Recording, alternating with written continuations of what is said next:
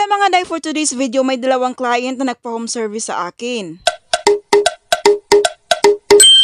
At dito nga na sumakay na ako ng tricycle patungo sa location ng client ko. Habang nagpapakyut nga ako dito sa video, napahiya nga ako dito medyo slight lang dahil yung sinundan namin tricycle nakatitig pala sa akin. At usual, syempre bitbit ko ang pinakamalakas kong maleta, lagayan ng mga gamit ko habang nag-home service ako. At outfit check tayo, naka-t-shirt lang ako at naka-square pants. At ito nga nakarating na ako sa bahay ng client ko. Dalawa nga sila magpapagawa sa akin, ang tiyahin at ang pamangkin, pero ang nagpaunang nagpagawa ay itong pamangkin. Dahil nga 18th birthday ng batang itits kinabukasan, gusto niya bongga yung nails niya. At based nga sa kwento ng client ko, sa isang malaking hotel i-held ang birthday niya. Sana all yayamanin. Dahil nga nag-iisang anak lang siya ng parents niya, na parehong nasa abroad. Kaya deserve niya maging bongga ang 18th birthday niya. May sinend nga sa client sa akin na inspo design. So yun na lang din yung ginaya ko, so ito na ang pinaka-outcome sa gawa ko. Sobrang sarap nga sa pakiramdam dahil gustong-gusto ni client ang naging resulta. Di ko pa alam kung anong itatawag sa design na ito, basta ang pinaka-base coat niya is milky white tapos may mga flower tsaka butterfly. Ang ganitong design nga ay pwede sa pangkasal. Di lang pang 18th birthday, kita mo naman. Ang ganda, di ba? Kahit nga ako kinikilig ako. At dito naman tayo sa second client ko. Syempre, ang tiyahin hindi magpapahuli. Dapat maganda din ang nails. At meron nga ding sinin sa akin si client din ng inspo din at yun na lang din ang ginaya ko. Sabi nga sa akin ni client after ng 18th birthday ng pamangkin niya ay magbuburakay sila buong pamilya. Mapapasana all ka na lang talaga. Hindi ko pa rin alam kung anong tawag sa design na ito, pero same lang din sila ng base coat, milky white at saka emboss. At ito na rin naging outcome sa gawa ko. Itong dalawang client na ito ay pareho ko silang first client. At ito nga pamangkin ay nagpalinis na rin sa akin ng pedigel polish. Glittery gold nga lang pinalagay niya, wala ng design.